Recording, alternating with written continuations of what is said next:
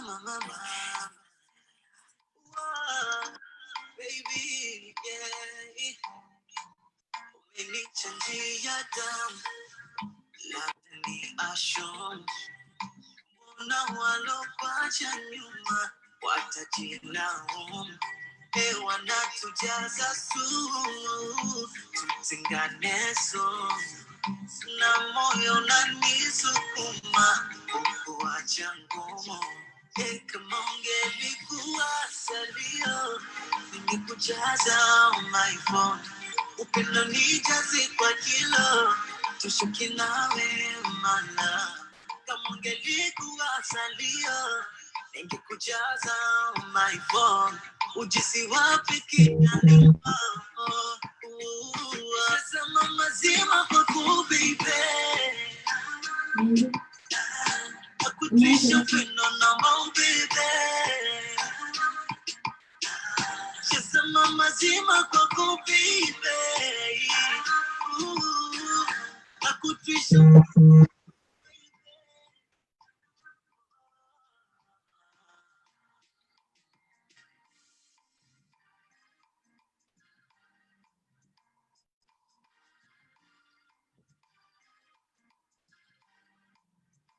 She's rocking my body. Na usiku silali. She calls me a sugar. Ananivuruga. Akanishika kweli kweli. I just wanna marry her. Waki siwezi feli. Kwanza ninazidi credit. Kama ungelikuwa salio, ningekujaza my phone. Upendo nijaze kwa kilo, tushuke nawe mana. Kama ungelikuwa salio, ningekujaza my phone. Ujisi wapi?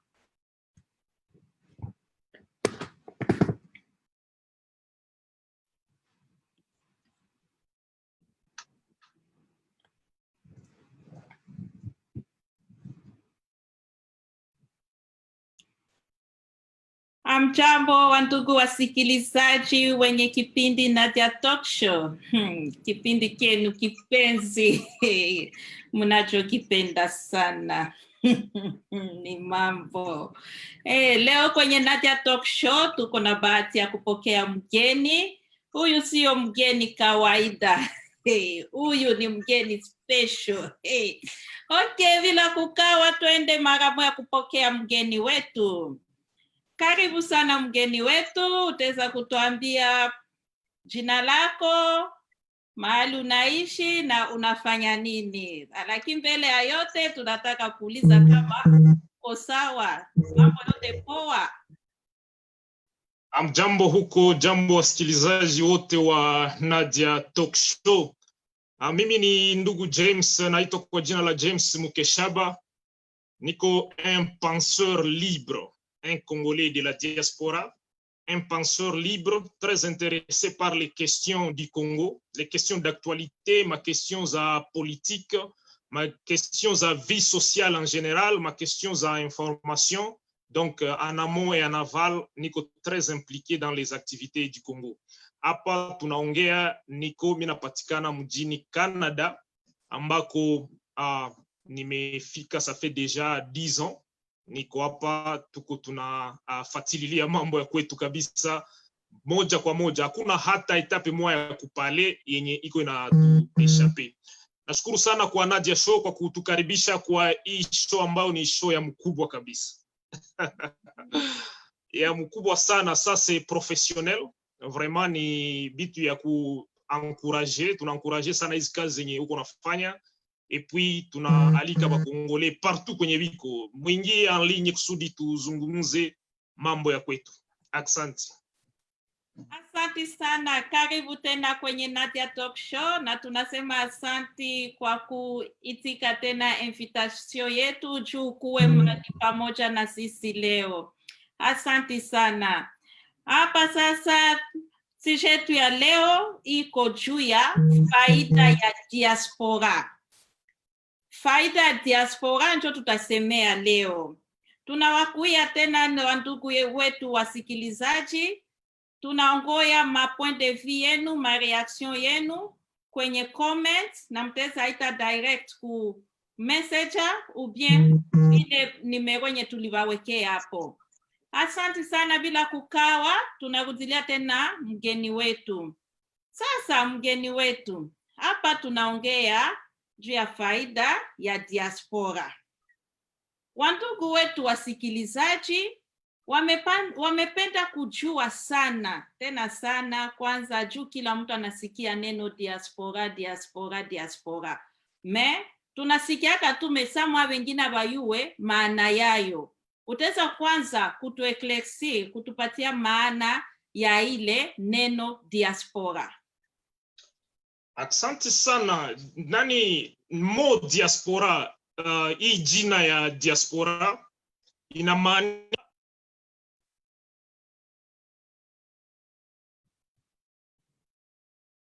ambapo wamezaliwa. Manake wao ambao wameacha nafasi yao, ambao wamezaliwa, wameacha nafasi ya mababu zao, wanaanza ishi kwa ingine fasi. Manake les Français disent ni watu wenye ils ont quitté leur terre ancestrale, banaenda ishi kwa ingine fasi, bale ndio banaita diaspora. Kwa mfano par exemple bakongomani shie wenye tuko hapa na wenye biko partout nje ya inchi, wametoka kwenye udongo wa mababu bakaenda ishi zingine fasi. Na hii neno diaspora inaanza sana kwa wakati wa les juifs. Wakati wa juif biko partager, unajua hata Biblia inasema ba juif biko partager partout au monde. Presque mwinchi zote ba juif balendaka wanakimbia bakaenda huku na kule. Sasa kila wakati kwenye walikuwa wanakutanana, balikuwa wanaita mkutano wa diaspora. Après kukua porté en esclavagisme en Babylone, ba juif balikuwa obligé kukimbia na kuenda mafasi mbalimbali. Pale ndio kwenye ile jina ya diaspora inaanzia. Bakaanza kwa kukutanana vuma vikundi, ile vikundi walikuwa wanaita diaspora. Na si wakongomani par exemple tumetoka nchi zetu kwa sababu mbalimbali. Masababu ziko mingi zimetuma tunatoka nchi ya mababu zetu, tunajikutana mu nchi zingine. Sasa kule ambako tunakutanana, tuna ile mikutano zetu inaitwa mikutano za diaspora. Manake mahali ambapo pote kwenye tuko, hiyo ndio wanaita diaspora. Kila mtu ambaye ameacha udongo wa mababu zake anaenda ishi kwa ingine budongo ya ugeni, wanamuita ni mtu wa diaspora. Voilà yenye inaweza kuwa sawa vile definition ya mo diaspora. Haya, sasa hapa mimi nataka uliza kawa tu tutaingia mpe kasa kabusutwa kidogo. Utaweza tupatia kwanza rezo nini natumaka mtu anatoka mwinchi yake ya bababu zake, kisi Kifaransa wanasema pays d'origine, anaenda mpei ingine. Utaweza tupatia kwa marezo hata kidogo tu ya mbio kwanza? Asante, ile ulizo ni ya maana sana, kwa sababu diaspora kwanza yo peke ni ya tro, na watu mingi kila mtu anaanzaka jivunia ile jina ya diaspora, lakini pour que tuielewe mzuri il faut kujua nini natumaka watu wanaacha udongo za mababu zao. Juu ya nini batu wanachaka leur terre ancestrale banenda ishi kuingine matere za ugeni. Tukiangalia mu histoire kuna kwa kitu wanaitaka, walikuwa wanaita mu français transhumance. Transhumance ni kusema wakati mara mingi ilikuwa nafanyika na wafugaji wa nyama wa ngombe kwa mfano. Walikuwa wanafanya wakati wanaishi kwenye mulima, chakula ikiisha kwenye mulima, banatoka na ngombe zao wanashuka wanaenda kwenye mabonde, banaenda kulishia ngombe zao kule. Wakati chakula inaisha kwenye mabonde, tena wanakimbia wanapanda kumulima, wanakutana chakula ishaota, tena wanaenda kulishia ngombe zao kule. Manake wale walikuwa wanaenda wakitafuta mahali ambapo wanaweza pata chakula. Sasa kwa niveau ya leo, raison za mingi sana, par exemple tukisema tuisitue sana ku niveau ya kwetu Kongo, raison zinatumaka watu wanatoka kwetu wanaenda ishi ingine fasi. Ya kwanza ya mkubwa ni vita. Ba réfugiés biko mingi sana. Kongo mpaka sai ni 3e pays au monde par rapport na nombre élevé ya diaspora ya ba réfugiés ba mingi sana, ya bakimbizi benye banakuwa banakimbia ile nchi, banakimbia insécurité, banakimbia biko wanatafuta maisha mazuri fasi kwenye wanaweza ishi bien. Kuna kuwa aussi batu wanaita benye banakimbia pour des aventures. Kwa kuko aventurier bana exister. Donc unakutana mtu il n'est pas stable. Au tuko kupale tuko na baita wa Magellan. Comme mtu utakutana haikaleke facilement. Donc lui c'est un aventurier, il veut iko na ile curiosité, anapenda ende ona zingine fasi zinakuwa kai. Parmi les aventuriers, il faut kutia ba touriste. Benye banendaka banafanya tourisme, yuko anda banaangalia ingine mafasi, baone kuko ae. Manake ile aspect ya curiosité, aone ingine fasi kuna kwa njoo na mtosha kwao tu anaongoka anatoka anaenda ile ngambo. Kuko aussi batu benye wanaita batu bachuruzi, ba businessmen. Manake ni watu benye iko nafanya ma business yake lakini anaona il ne profite pas. Anaenda tafuta fasi kwenye kuko bien kwenye anaweza faire beaucoup de profit. Entre autres, par exemple, les investisseurs. Leo Congo, tout tunafata procès ya nani ya Vital Kamerhe nye kulikuwa un Libanais, Jamal. Jamal, ce n'est pas un individu, c'est toute sa famille. Na yeye na batoto yake bote balikuwa bashatoka kwa banakuwa banakuya Congo. Pourquoi? Balikuwa banafata business. Balisha ona Congo kuko kabisa ya beaucoup à gagner. J'ai vu wazungu yuko wanaongea Lingala yenye mimi na wewe hatuwezi ongea. Bale watu walikia Congo wakakutana, c'est vrai Congo ni c'est un vert pâturage. Ni fasi kwenye kabisa kuko il peut faire des intérêts. Bakatia bakajiinstaller par ils font des intérêts. Donc parmi ma raison kabisa zinatumaka watu wanaenda, il y a des raisons kabisa ya vita ma insécurité, watu wanakimbia anda tafuta kwenye kuko amani, entre autres ba réfugiés, kuko ba aventuriers, ba touristes, biko curieux, banaenda kabisa juu exploiter nyingine mafasi na tuliona à l'époque avec les explorations, ba Diego Cao balikuwa ba mingi sana walikuwa kwenda wanatembea kwenda na visiter mafasi par curiosité tout. Et puis enfin kuko ile situation nyingine nyemi nasema ba businessmen, ba investisseurs, ils sont à la recherche des grands profits. Voilà ma raison zenye zinatumaka batu mara mingi sana banatoka kwenye udongo wa mababu. Niko napenda nisisitizie sana hiki kitu, udongo wa mababu, la terre ancestrale. Banaacha ile terre, banaenda ingine fasi. Voilà ma raison zenye zinakuwa zinatuma ile mouvement inafanyika. Asante sana kwa hiyo, lakini hapa tuko tu tunaenda tu kuingilia tu mwanandani ya diaspora. Utaweza kutuambia role ya diaspora? Donc, Senya alishatoka muinchi yake, anaenda muinchi ya kigeni. Role yake ni nini juu ya inchi yake nyaliacha? Voilà. Diaspora inaweza fanyia nini inchi yake kwenye natoka?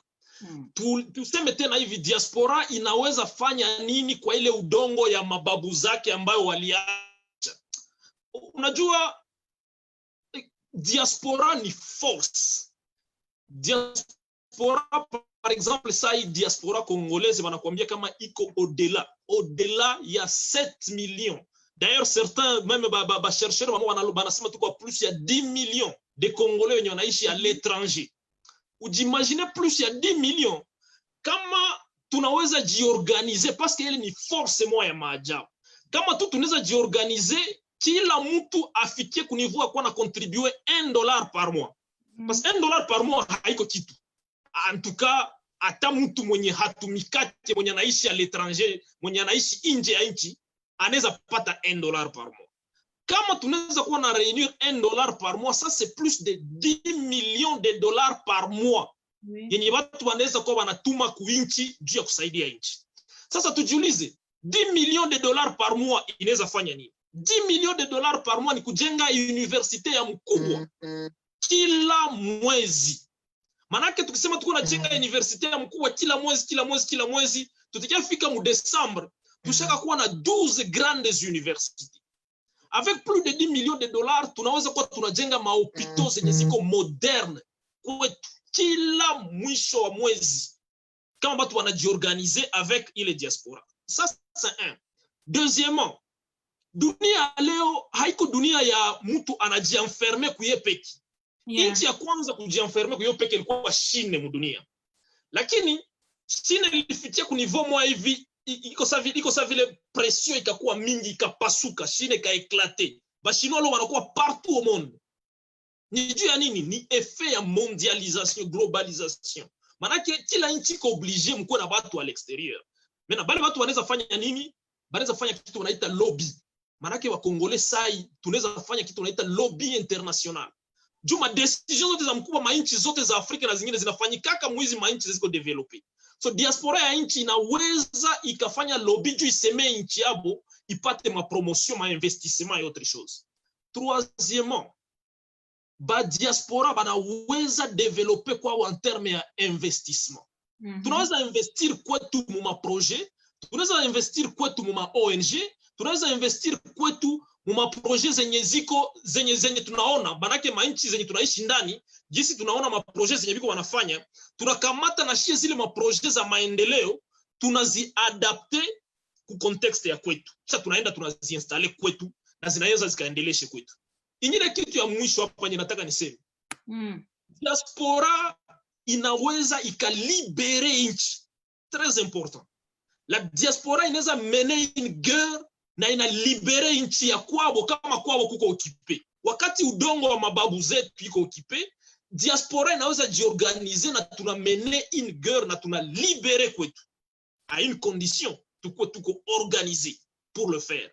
Ma exemple ziko nani za mingi sana. Le Rwanda, Paul Kagame sai qui développe le Rwanda, mumacho yetu sai mpaka tunaanza sikia wivu. C'est ni diaspora. Ni watu wenye walitoka nje wa Rwanda, walitoka nje wanakia developer kwao o Rwanda. Benye mene guerre ya Rwanda sai.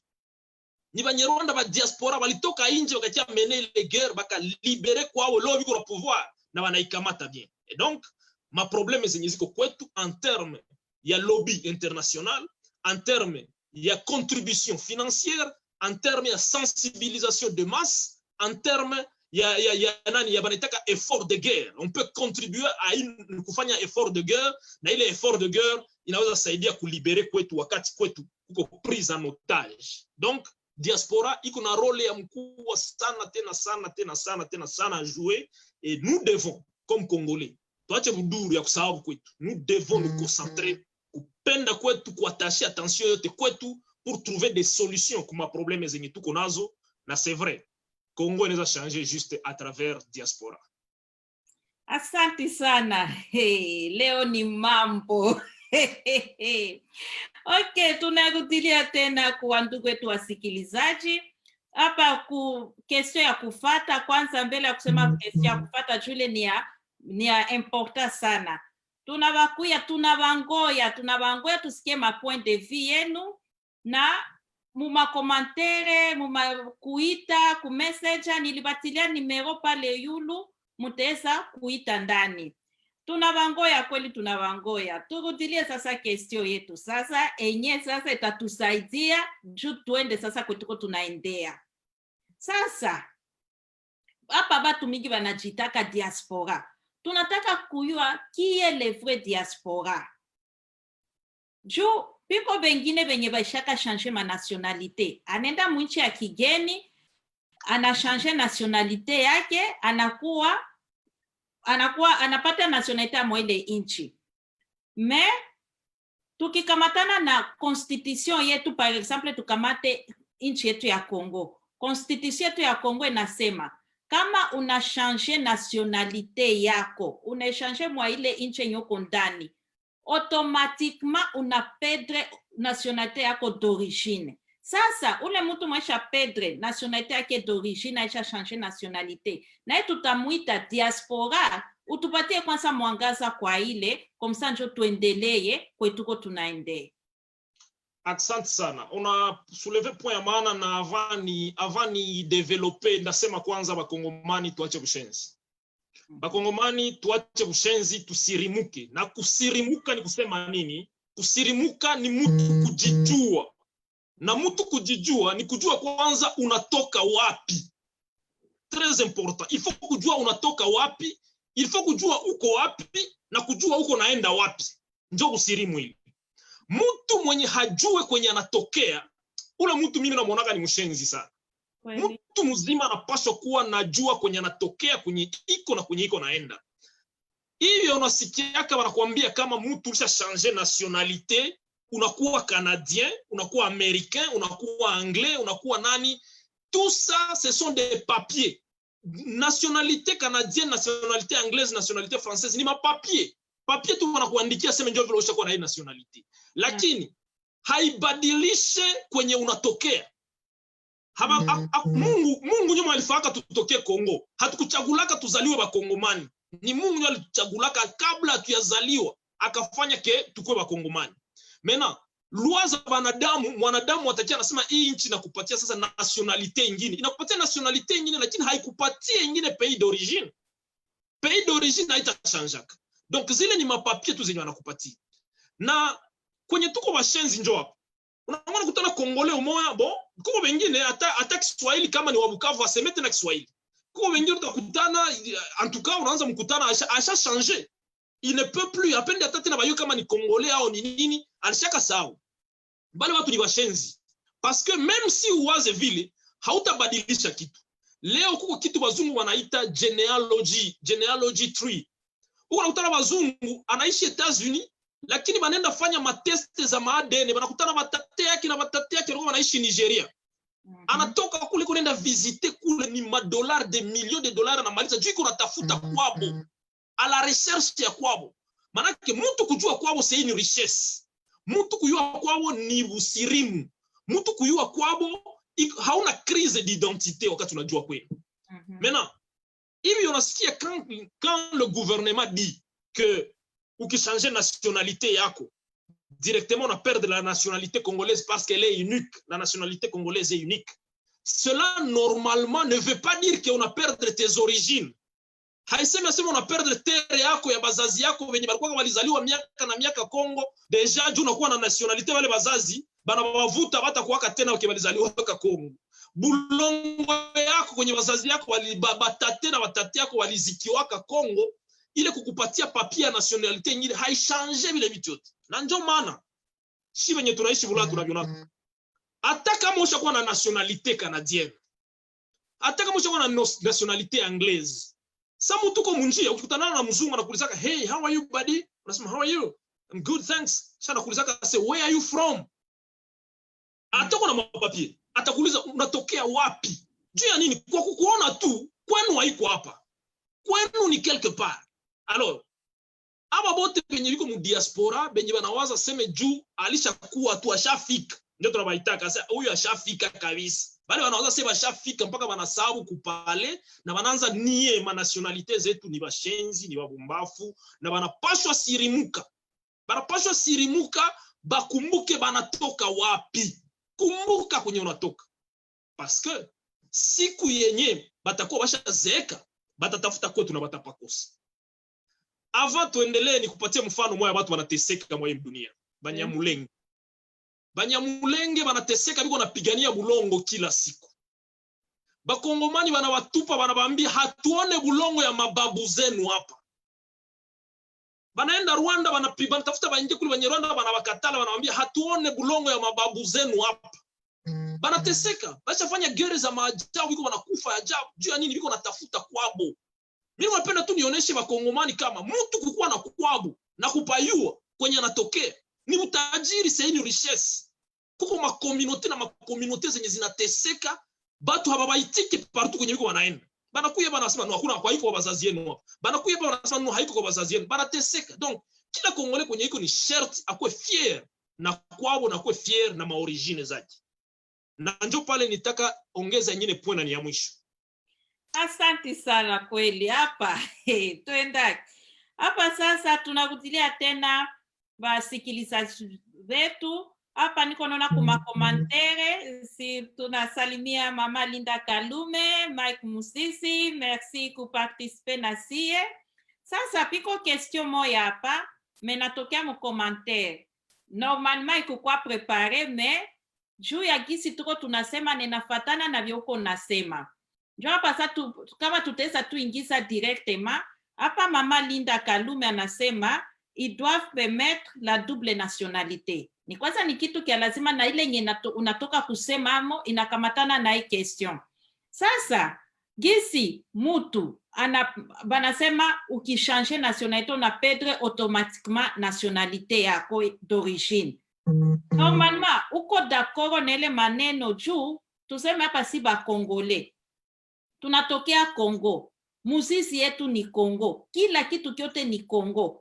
Gisi unasema hapa tunashanshaka nationalité, mais muzungu angaika na kukonsidere ule étranger mwalikuyaka. Sasa juu ya ile constitution ya Congo, wo utasemea nini kwa ile constitution ya Congo? Uko d'accord na ile constitution ya Congo? Non, bile vya ma constitution, bile vya vingine vyote, ça ce sont des affaires politiques, ce sont des affaires administratives, ce sont des affaires zenye ziko liées aux documents, au papier. Bakitaka ta ba permettre ata 50 nationalités, mia ça ne me gêne pas. Kama kila Congolais kwenye iko na ile prise de conscience ya upendo ya kwao. Bakitaka bati ata ma nationalité 10,000 au wafeni. Pourquoi? Parce que zingine nchi zenye binaendelesha mainchi zingine ni ba étranger. États-Unis par exemple sai benye banaendelesha ni ba juif, ndio banaendelesha États-Unis. Même le Canada par exemple, c'est le pays le plus multiculturel au monde. Inayala ba étranger bakutokea mafasi na mafasi.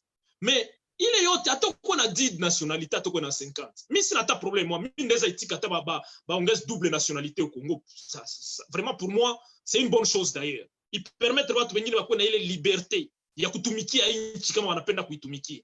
Mais kitu ya maana tu sana, haiko tu wanakupatia papier ndio unakuwa Congolais. Haiko tu wanakupatia papier ndio unakuwa français, unakuwa anglais, unakuwa nini. Vyenye vinatufanya Congolais ni damu. Kwenye tulizaliwa ile attachement yetu kubulongo ndio nationalité ya kweli. Bingine vyote ni mapapier tu, ma administration ya kuessayer mpe kuorganiser société. Lakini ile upendo na bingine vyote vinatuatashe kubulongo ya wazazi ni nini? Ni damu. Ni ile yenye mimi nasema Mungu nyuma alituchagulaka akasema tuzaliwe zile mangamu. Voilà mie concept yangu. Manake mwenye anauliza ile question niko d'accord naye. En tout cas baongeze gisi wanaweza ongeza nationalité congolaise, ba simple kuongea sur cette ile loi de constitution, bangalika wanaweza yamande. Lakini pour moi ça ne va rien changer en terme ya kupenda inchi au kukua ke mtu alizaliwaka Kongo au kuzaliwaka Kongo. Tu tunaviona leo. Mtu nekalaka na mtu iko naongea unajiuliza huyu vraiment ni Congolais. Mko mafasi unakutanaka. Mwanamke mmoja hapa juzi Denis Disosho bana nekali kuna tukana ba femme congolaise walikuwa violée. Anatukana mbasi sana unajiuliza huyu ni mkongomani huyu kabisa. Tous ces gens là, ce sont des gens qui ont une crise. Normalement, on n'a pas besoin d'un psychiatre ou d'un batunzi. Parce qu'ils sont malades, ils sont malades, ces gens. Un Congo, comme nous, on a Congo, on a cheza na ingine équipe. On a dit, on a soutenir l'équipe nationale. On a dit, ah, Miss Yangaïtia, qui est Congo, mi a été. Ce sont des malades. On a dit, on a dit, on a dit, le Congo, vikaenda, vikarudia, on a dit, Miss Yangaïki, ya Congo, vile Miss Jali. Achana na wale watu. Non, les gens sont malades.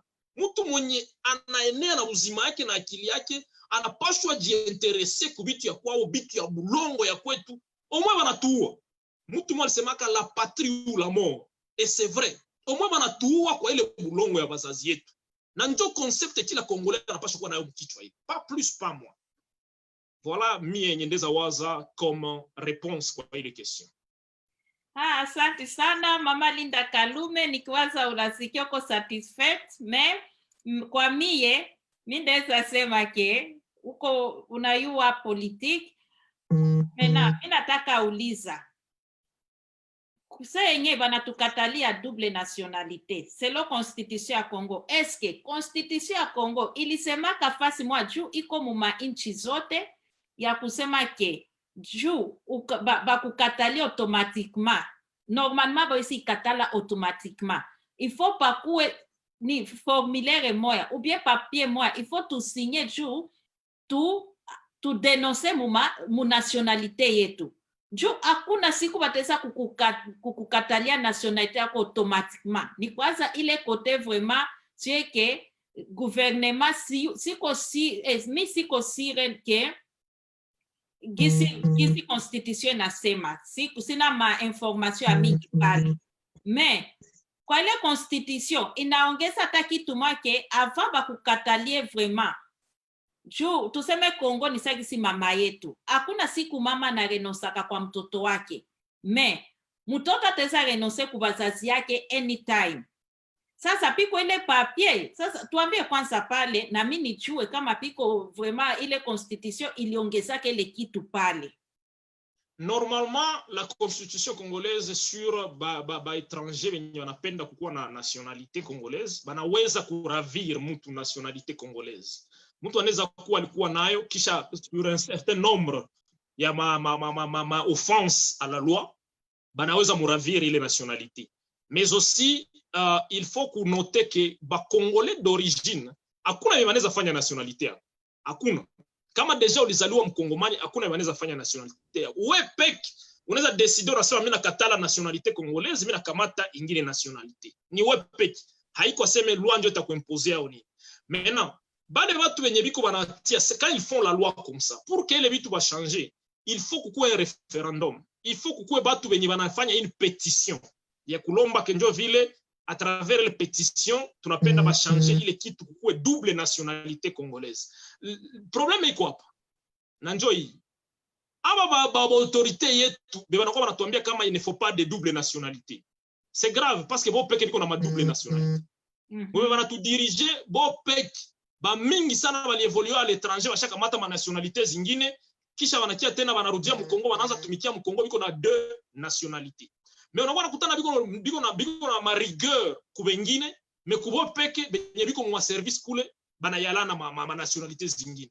Pourquoi liste yenye litokaka il y a pas longtemps, c'est une grande liste ya ba congolais ba autorité benye biko mu gouvernement benye biko na nationalité zingine. Ilikuwa liste ya mkubwa sana. Maintenant, ile yote ulie bishinde biko na mbrie batu kupasula watu kichwa. Est-ce que ils ne peuvent pas tout simplement permettre ça que si maman alisema pale. Va permettre watu kuwa na double nationalité, benye biko napenda inchi va servir inchi yabo comme il faut avec liberté, ya kuservir inchi comme il faut. Na pour que watu wafikie kwa ile kitu, on peut faire une pétition. Ça c'est nilikuwa nasema diaspora c'est une force. Plus de 10 millions de personnes qui signer une pétition, ma loi za mingi même zinaweza changer en faveur ya inchi. Voilà ce que je peux dire par rapport à cela. Yeah, hapa tuko tunaendelea tena na wasikilizaji wetu juu biko banatuma kweli ma message. Hapa tuko na Manix Nongo tunakusalimu sana, salamu kutokea kwenye Nadia Talk Show. Hapa anasema juu ya ministeri ya diaspora. Sasa kisi tunatoka kusemea pale bale biko atumika mu gouvernement biko na ma double nationalité, tuingize tukamufle hii question ndani ya vyenye unatoka kusema. Normalement mu Congo tuko na ministère ya diaspora, na ile ministère ya diaspora beba natumikaka mwele ministère ni ba diaspora baitokea mbali baitokea nje banenda kutumika mwele ministère. Sasa ile ministère inafanyaka kazi gani mu Congo juu ya kusaidia diaspora ya nje mu byote vinatoka kusema juu? Par exemple ifo bana konte kwanza banatia pale banafama statistike kuangalia ba Kongole bangapi biko nje, na tukifanya hivi itaweza saidia kisi wanasema kama bana contribue $1 mbale ba Kongole bote wanakuwa tuma chaque mois, banaangalia ke ile kitu itafanya nini mu Congo. Donc banaangalia kwanza benefits gani yenye diaspora juu tubasaidie. Utaweza kutueclaircir juu ya ministère ya diaspora surtout? Normalement, les ministères ni aventuriers. Sont des aventuriers, ils ne font absolument rien, ils ne nous foutent absolument rien. D'ailleurs, il n'y a pas longtemps, on était en train de s'organiser. Mon cadre a constitué une force contre ces ministères-là et contre les représentants Yabou. Parce que, à dire vrai, il est un ministère qui existe. Ils sont juste là pour que bakule ma franca à l'État, ma frais d'émission et autre chose. Mais ils ne font absolument rien. D'abord, parce que kitu ya kwanza nye walipasha fanya, walipasha communication au niveau de diaspora, tuko na yua qui sont nos représentants. Atubayuaki. Hakuna mwenye ko mu diaspora mwenye nabayu. Tunaishi tu mais hakuna hata mwana yua qui sont nos représentants. La fois passée, Justine Kasavubu alikamata ile nani en otage. Justine Kasavubu alikamata akasema yeye ndio mwenye anakuwa déjà présidente wa diaspora congolaise par la force. Mais bon, où est-ce qu'elle en est allée avec hakwenda tambali sana. Donc, ni kitu mwenye, ile ministère iko dans la rue. Il faut qu'il y ait ma suivi na ekwe na plan d'action yenye iko kabisa ya maana pour que tubayu hata kwanza. Bajijulisha hata kwenye watu biko. Abatu hakuna mwenye nabayu. Deuxièmement, ukiangalia zingine mainchi, manani mainchi sa vile ma Philippines, mainchi sa vile ba Ghanais, les Ghanais, biko na groupe kabisa ya diaspora na un ministre de la diaspora monakutana iko na kanalize ile activité zote za nani iko na zikanalize activité za diaspora pour le développement kwao. Mais kwetu on les connaît pas, des aventuriers, peut-être je ne sais pas moi, mtu mwe peut-être ni ndugu yake na autorité fulani. Alors le autorité anamkamata tu anampatia le poste ya kwe pale, jua kuna kula franka, kuna kula tu ile jina na succès du Congolais anapenda succès ça. Mais à part ça, vraiment moi je dis que ni ministère moi yenye iko fantôme. Donc, le ministère tout le monde est parlé du à distraire batu qui existait dans la constitution, mais pratiquement sur terrain, hatuwa feel, hatuwa sentir, ils sont presque inexistants. Et on ne peut pas permettre ça. Ça, c'est une raison de plus que nous, dans la diaspora, nous devons nous révolter par rapport à ça. Nous devons nous révolter par rapport à ça et nous organiser par rapport à ça pour que tu constitue une force vive, très organisée, inaweza administrer ile diaspora na inaweza kuleta maendeleo na macontribution za ile diaspora pour le développement kwetu. Tutikala tu na nyamaza, ces gens vont continuer à nous distraire pendant beaucoup d'années.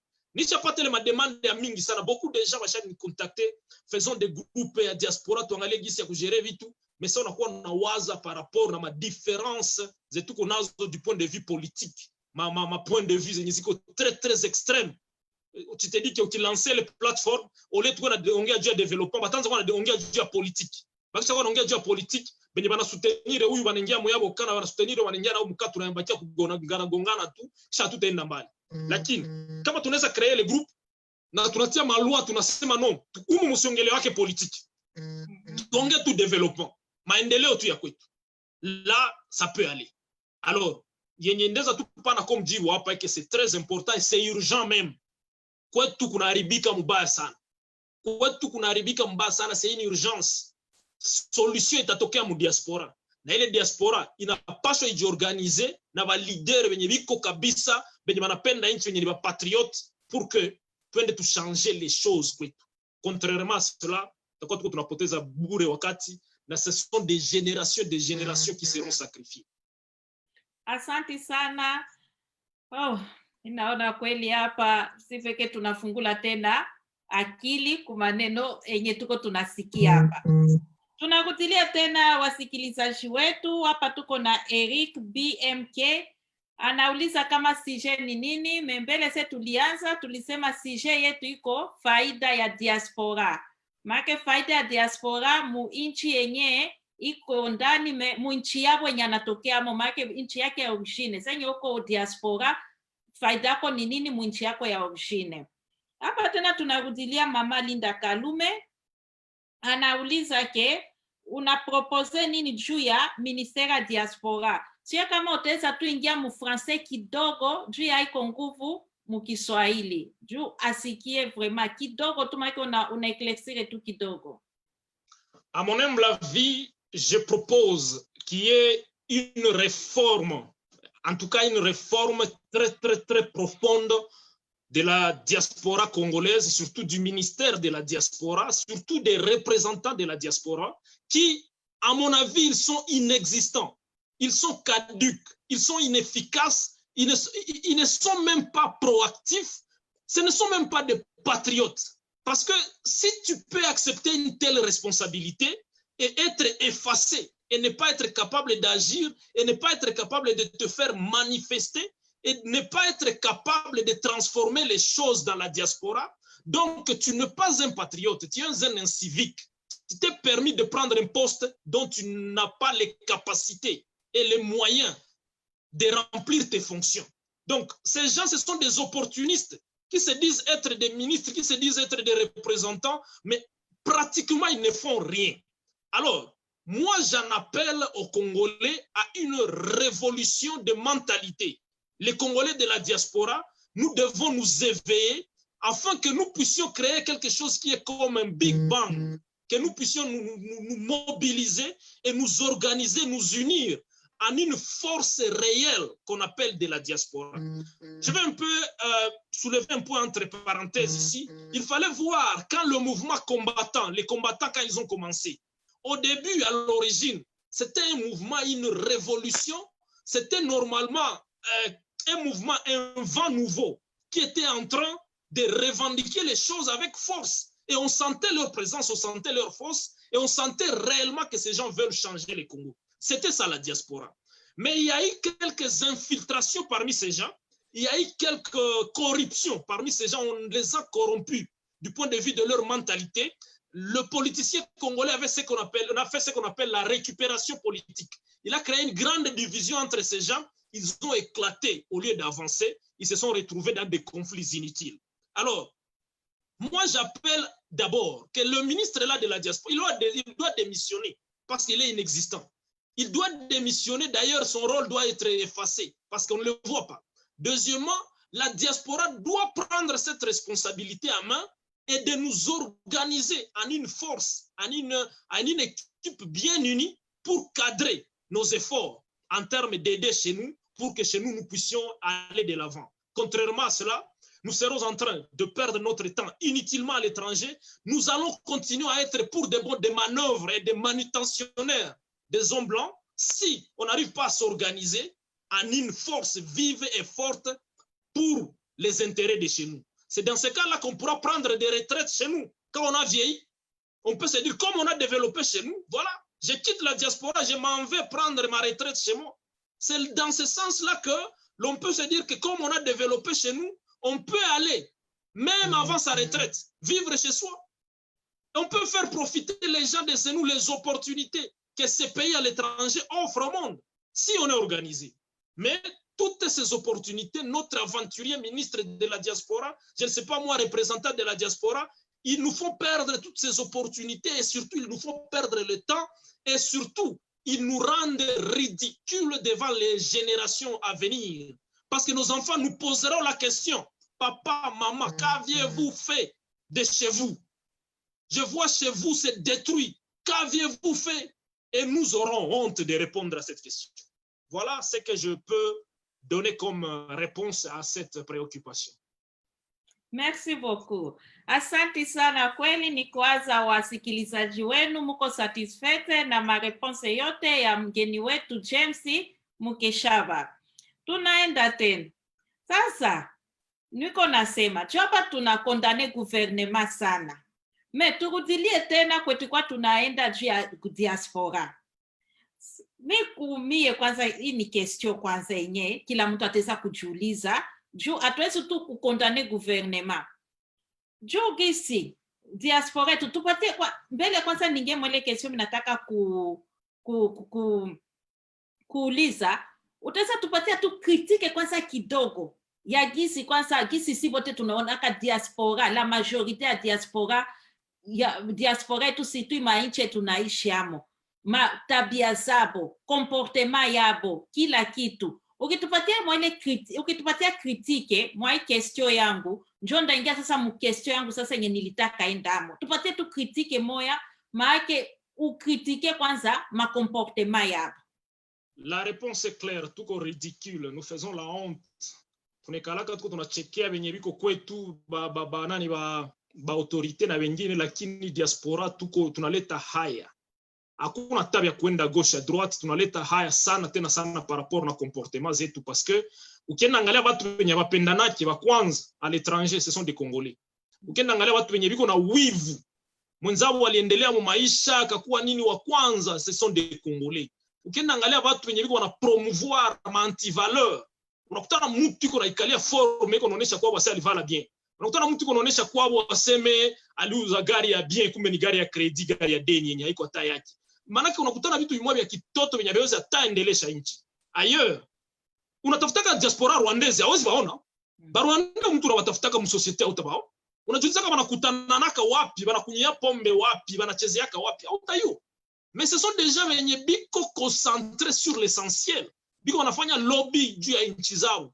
Ce sont des gens wanakutanana, bon, banaweza kuwa hawaelewani kukitu fulani, lakini kote ya question ya nchi yao banaelewana sur ce point là. Diaspora congolaise ni watu ambao wenye mie de fois ba mimi na baitaka sont des sorciers. Kuko mtu nakutanaka anekale kunaambia watu kama oh Kongo kunaendelea. Anaishi Ulaya, anapokea kama mimi si atumikaki. Hakuna mtu Kongo hata mwanatumikaka apokeaje. Mko mtu anaishi Ulaya iko anekala kunyumba anapokea kama mimi si atumikaki. me hiyo nakwambia iko naambia mtu mwenye yuko Kongo asi Kongo kunaendelea na wenye yuko wanamwambia kama Kongo kuendelea sema anasema bongo. Sasa c'est faux. Tunakuwa tunatembeza hapa mbarabara, manake barabara gari haiko shini tunatembeza gari ndio zinatutembeza. Juu barabara inaenea. Kwa tu mimi nilikuwa mimi naenda Kongo régulièrement, moi je vous dis, nilitoka Bukavu niko naenda Kaziba, mais mgongo ilinivunjika. Manake tulienda na gari ni jeep ya 4x4, lakini matundu partout kuna dunda manake unafikia fika wao wote mwili shachoka.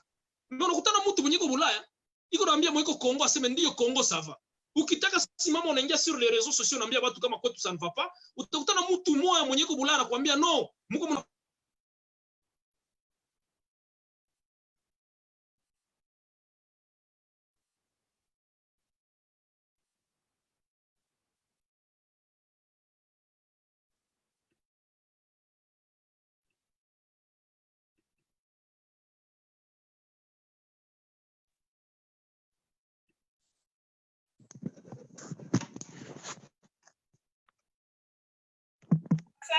Asante sana. Ni kwanza tulikuwa na probleme kidogo technique juu sauti ilipotea kidogo. Tunaomba msamaha kwa ile. Ni kwanza mgeni wetu angaliki hapo, ni kwanza mgeni wetu uko atusikia. Hello? Voilà, kuko problème, il y a un problème technique ici. Okay. Hello? Tunasikiana? Munanifata pale, mimi niko nakusikia, mais je disais normalement kama voilà, je disais normalement kama nous les Congolais nous devons nous organiser en termes ya ku révolutionner hawa watu parce que tuko tunaleta haya à l'étranger. Kama tujiorganize tuko tunajipatisha haya na kila kwenye watu watakuwa wanatuona tuko ridicule. Imaginons quand tu vois unakutana na un Congolais il te dit que il ne veut pas parler des histoires du Congo. Tu ne veux pas parler des histoires de chez toi? Uko ridicule. Unayako unatokea, unayako kwenye uko naenda. Non, na ile yote ça fait la honte. Donc nous devons nous organiser à quitter le stade. Ya kukua tuko tunajitia mabitu ya buelewele vitu vya buduru. Benye bitu faire avancer kukitu tujikoncentrer pour des histoires qui nous font avancer, qui peuvent faire avancer notre pays.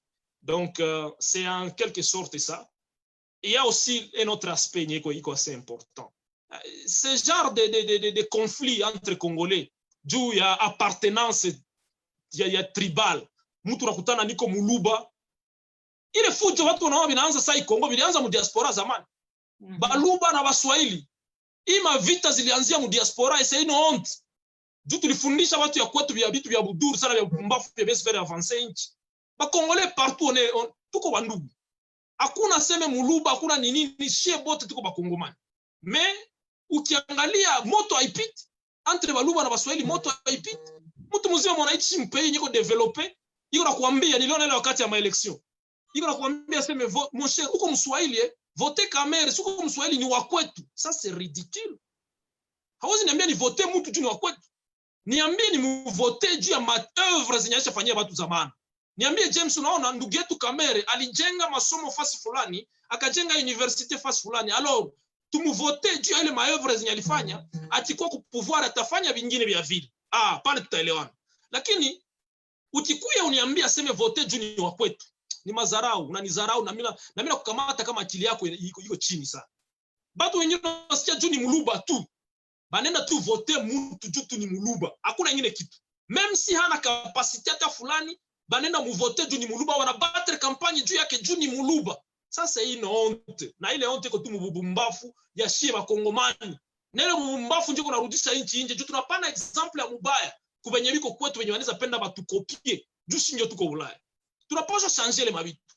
J'aimerais voir Congolais mwenye ni mushi ana soutenir Muluba. Anampatia voix yake par rapport na ma compétences zake. Et c'est comme cela que tunaweza jenga nchi. Kuko watu ya Mamaniema, watu ya Mwapi, sisi wote tuko bakongomani d'abord. Avant niko mushi niko mkongomani. Avant mtu kwa Muluba iko mkongomani. Na sasa tutafikia ku niveau ya kuwaza vile. Pale ndio tunaweza endelesha kwetu à travers mabitu ya maana. Mais hivi vingine ya maforme masape kusape ça ne sert à rien. Mabitu ya kutajionesha ma conflit inutile entre les gens. haviwezi faire avancer vitu. Mabitu ya matribalisme haviwezi faire avancer nchi. Nous devons dépasser ce niveau-là et tufikie ku niveau mwenye watu wanaweza jiunir autour de l'essentiel. Avant nimalize parce que muda inaenda. En tout cas muda inakimbia na il faut niende kukazi. Kuko diaspora ghanéenne. Naita wakongomani bote partout kwenye tuko. Tujifunze, tukopie. Kukopia haiko mbaya benye binaendelea. Tujifunze ku diaspora ya Ghana, bagle Ghanéens, des travailleurs. Nao manake ni machine il travail. Mais unakuwa nakutana tous ces deux investissent. Hapakuwa na investir mwezi mainchi, wanakuwa na investir kwabo Ghana. Tuangalie kuba Filipino. Aba Filipino watu ya Filipino. Tujikaze tuige wale watu. Diaspora zao manake banaendelea comme pas possible. Biko na ministre wa diaspora partout.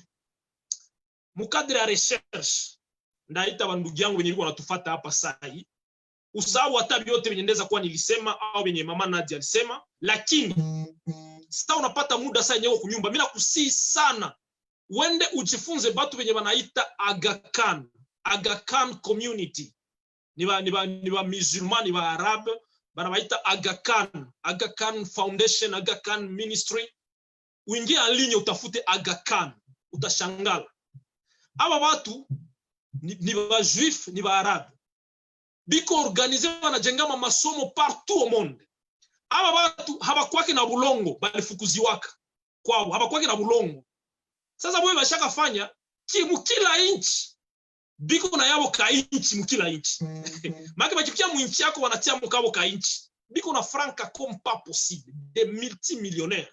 Biko na aéroport, ma ambassade, manini, hakuna inchi na bayimaka visa. Wende ujifunze sana bale watu ya Aga Khan. Ukifata hata ku YouTube au nyingine mafasi yote ma video za wale watu, utaelewa wale watu biko special kunini. Biko tu special à cause de leur diaspora. Wale watu wakipenda ba changer kila gouvernement mu monde wanaweza changer. Juu biko na franca na biko na mabichwa bina wazaka. Na biko na ma passeport privé zao zenye wanatembeaka partout au monde. Ukienda fasi vile Uganda utakutana ile mabei yote wanaosema mituka, mabanki zote Uganda ni za watu ya foundation, Aga Khan Foundation. Aba watu wenye walikuwa kwetu balalani misiwe ba kote chaba nani, il faut partir ile Aga Khan Foundation. Ni ba multimillionnaire. Tujifunze kwa wale watu. Batu Uganda wanaita kwa mtu wanamuita Sudir. Batu wenye biko kama na Mamukwano companies, batu wenye biko kama na ile manani zote za mkubwa ni watu Aga Khan Foundation. Bakongomani tujiorganize mo kale ka kitu. Tujifunze kale ka kitu, tukifikia ku niveau ya kujiorganize mo ile sense, tutashangaza dunia. Njo mo yenye mie naweza lomba kumaliza nayo kama inawezekana. Na nashukuru sana Nadia. Asante sana tena sana.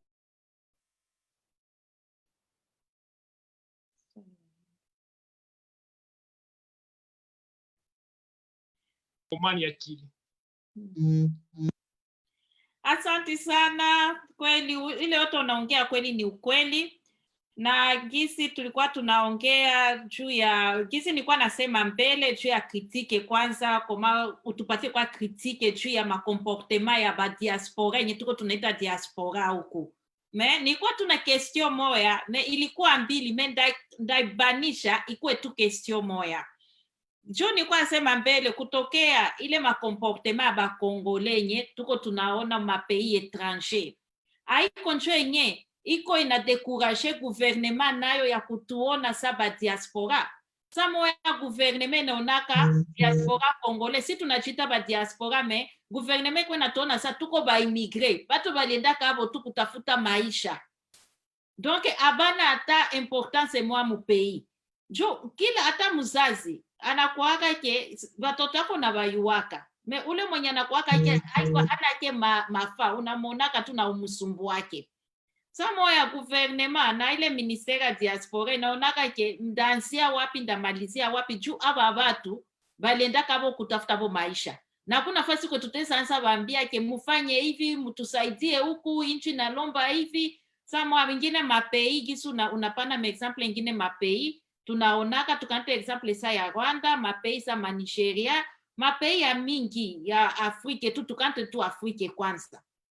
banakuyaka banakutanana na diaspora yabo juu kuma ambasade ya kila pays panakuaka ile departement ya ministère ya diaspora enye napasha ongea na diaspora kuyua ma needs make majali ya diaspora inataka nini, diaspora babasaidia ye juu gouvernement nayo iba encourager quand même, ibapatie motivation.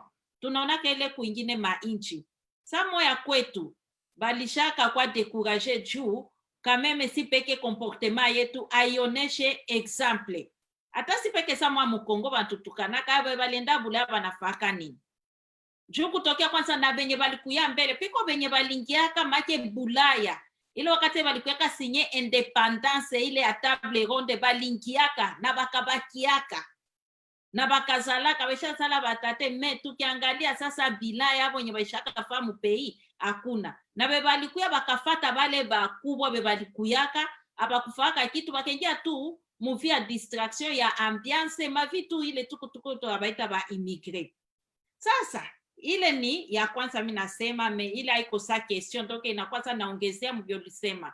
Sasa question yetu ya mwisho, uteza pana solution nini make kusaidia gouvernement na diaspora juu ikolabore ensemble ke diaspora no ejisantire ke kameme na mimi pays yangu niko na sport, gouvernement nayo ikuwe fiere ke bale batu betu bebiko inche vraiment banatusiporte sana, gouvernement lo inaendelea tuseme saki si mabarabara juu barabara ni communication, barabara njo inaleta maendeleo muinchi. Tuseme lo diaspora sema si ba diaspora tunakamata charge ya kutengeneza mabarabara ni kwanza kile diaspora italomba mu pays itaisiporte. Utesa sasa tupatia solution gani? Tuseme hapa sasa ujikamate soko na conseiller gouvernement kisha unaenda na kuconseiller diaspora. Kitu kwanza mimi napenda niseme hapa na tuelewane kitu moja. Sai Kongo iko dirigé par la diaspora. Bot benye bana occuper sai le pouvoir au Congo. Le pouvoir est dans les mains de la diaspora. Kila mtu mwenye unaona sai iko ku pouvoir mu Congo, il a vécu à l'étranger. Même le président sai mwenye tuko naye, il vient de la diaspora. Manake diaspora congolaise isijililisha hata sema yapata pouvoir. Sai bienye biko napitikana au Congo, Félix, échec ya Félix, c'est l'échec de la diaspora. D'ailleurs watu wa mingi wenye walikuwa naishi pale localement, sanye Félix alirudia ku pouvoir. Félix akakuya na watu wenye anatokana nao mu diaspora ndio alina patia ma poste. Mpaka wenye balikuwa pale wakaanza jiplaindre, wakasema mbona sisi tuligomana na hii de pes pendant des années. Aende unaleta watu ya l'étranger ndio wanaanza patia ma pouvoir.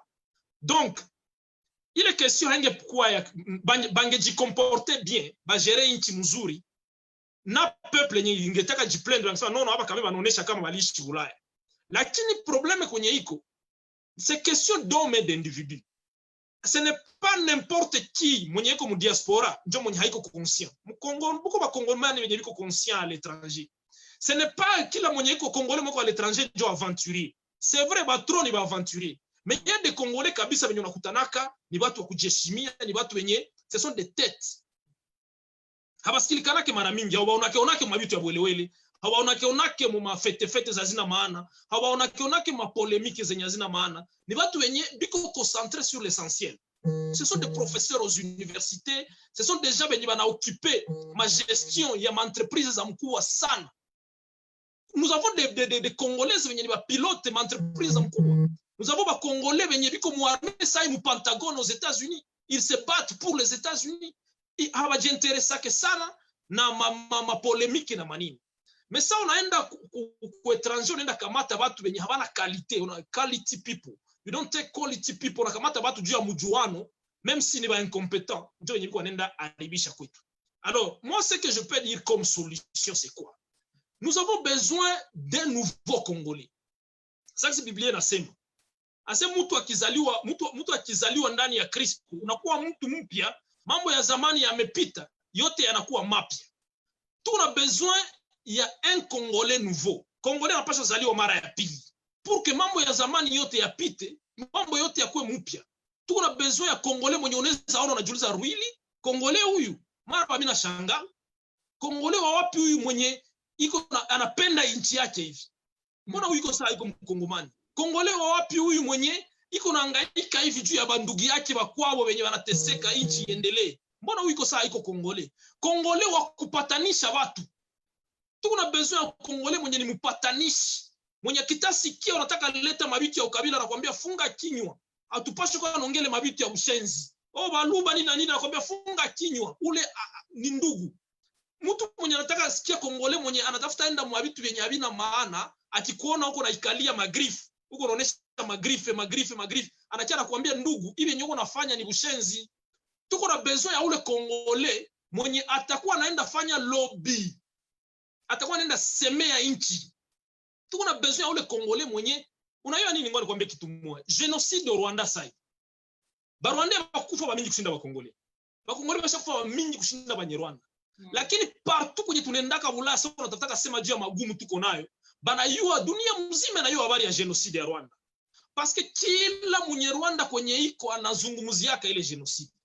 Lakini ukimwambia juu ya masakre ya Kongo, mzungu atakuuliza ni explique bilipitikana kai. Hababiyu. Hatuna bakongomani benye banabiongelea kwenye wazungu biko. Mimi mkazi yangu kwenye mimi natumikaga sai, meme batu wenye mimi nakuwa natumika nao. Kila mtu ashayua magumu tulipataka. Juu hata kama tuko tunaongea vingine vya ingine domain, nikiona wenye vinashindikana mimi namwambia wa Kongo na shit tuko na hii magumu. Kila Kongole kwenye iko ba pasteur batu wenye biko na ma contact na ba grand dirigeant de ce monde. Ba Kongole biko à l'étranger tuongee ile mambo. Le nouveau Congolais ni Congolais mwenye iko uni, mtu wa amani, mtu wa kujenga na mtu mwenye anajali kwao. Na kama hatubifanya, kama hatujali kwetu, wakati tutazeeka tutaregrete. Nguvu zitakuwa zishatuisha. Hizi nchi za Ulaya hizi, batoto watakamata wanaenda kutupa kufasi ya bazee, unaanza kuwa unajiuliza Mungu wangu, nilifanyaka nini? Lakini kama tunangaikia kwetu, itafikia wakati ya retreat, tunaweza enda kwetu na tunaenda tulia kwa amani, tunaheshimika. Batu wanasema tunaenda kwa mzee fulani, tunaenda mlomba mashauri. Tunaenda kwa bibi fulani, tunaenda mlomba mashauri. Njo mzee ya mafaa ili. Hapana hivi mzee huko yetenda zekia mwezi manchi za wazungu zenye hakuna mwenye anatujali, tunakuwa sasa vile mabitu yenye havina maana. Alors moi j'en appelle aux Congolais d'abandonner ces polémiques inutiles. Tuache ile mabitu ya mapolémiques zenye ziko inutiles. C'est une solution. Tuko capable saa hii. Kama kila Congolais mko mu diaspora anaandika anasema anapublia tu tuseme kwa Facebook, anapublia kwa Facebook anasema tangia leo tunalomba Gédéon Kyungu, juu Gédéon Kyungu ni criminel. Tunalomba Gédéon Kyungu akuwe arrêté. Kila Congolais mko diaspora. Leo Gédéon Kyungu watamwarete. Kama leo tunalomba shebot, tunaona kama Congo désordres na exagéré, tunalomba parlement ba dissoudre, juu mchezo na pita. Kila Congolais anaandika leo bataidisudre. Na mwa ile cadre ndio tu tunaweza endelesha kwetu. Hivi vingine vya kugombana vya kufanya nini? Mapolemiki wenye buko inutile wenye kuna maana na wanaume masiku. Mbele wanamke ndio walikuwa na domo. Mbele wanamke ndio walikuwa nashinda na tukana. Mbele wanamke ndio walikuwa mapolemiki. Leo ushashangala. Kwa wanaume wanaume kuna tukana mtu unajiuliza mwanaume huyu au ni mwanamke? Zamani kitusi ya mwanamke ndio alikuwa analuma, leo kwa wanaume utajiuliza nini ilibakamata. Ingi kote liko wanavifanya vitu vya maana. Lakini wiko wanavifanya mavitu mwa vya welewele, mafanatisme aux hommes politiques. Anafanatize tu homme politique juu ya ule homme politique anatika jizaraulishi. Iko nashinda na tukana watu. C'est ridicule. Batu tena Congo habapendake tena inchi. Les gens n'aiment pas le Congo mais banaanza kapenda ndio des hommes politiques. Ça devient dangereux. Mtu anapenda Felix. Ule mimi nampendaka. Manake ule Felix anaweza kiata na mpanga na kubomolea kunyumba kusema Felix mbaya. Mais il y a une différence entre Félix et le Congo. Mtu ukimuuliza Congo, est-ce qu'on unapenda Congo, unaweza uwa mtu juu ya Congo? Non. Mais ukimuuliza juu ya Felix, oui, anaweza uwa mtu juu ya Felix. Ukimuuliza juu ya nini? Junior wa kwetu, ni Muluba wa kwetu. Et ça c'est ridicule à tous les face ville. Nous devons changer mentalité. Un nouveau Congolais ni Congolais mwenye anapenda nchi yake. Congolais wa mpya ni Congolais wa kuunganisha watu. Congolais wa mpya ni Congolais wa kufanya matendo ya kujenga kwetu. Ile tu ndio za tuma tunaendelea na nadhani ndio inaweza kuwa condition yangu kwa ile kitu. Asante kweli, maneno tunaongea pale ni kwanza naingia mumasikio ya wasikilizaji wetu. Vraiment hii sujet iko na ma question mingi na mabitu mingi ya kuongelea. Siku ingine tena tutapata wakati, tunapata tena chance, tutaweza tena rudia tena tudevelope ayo tena gisi ndugu yetu James anaidevelope leo. Sasa ni kwa tunafika kumwisho yetu, tunarudilia tena mgeni wetu, utaweza tia tu conclusion kidogo na samu abatu bataweza kupenda bakufate, bayue kama bataweza kukupata wapi, kama unakuwaka ma réseaux sociaux, bapatie adresse zako, komsa batu nabo baone vyenye unafanyaka kule. Halo? Uko nasiye? Halo? Halo?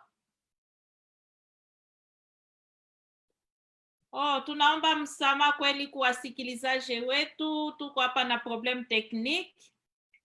Sijue kama tutaweza kuendelea ubie tungoe kwanza mgeni wetu saa moja atakuja tena kidogo.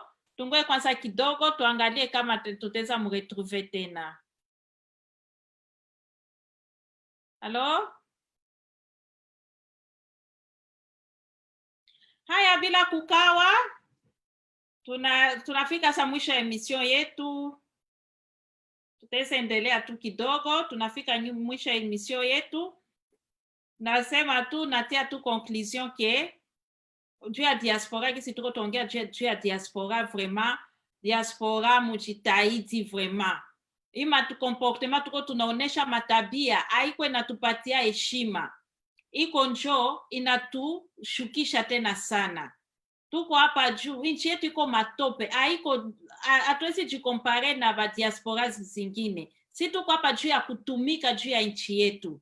Vraiment diaspora tukue gisi mgeni wetu alisema Kongo ya leo wala ya kesho, tuoneshe example na tutumike mape ingine itupatie heshima yako.